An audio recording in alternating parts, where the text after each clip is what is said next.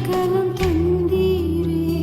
தாகத்தால் தவித்தேனப்பா என் இயேசப்பா, ஜீவத்தண்ணீர் தந்தீரப்பா.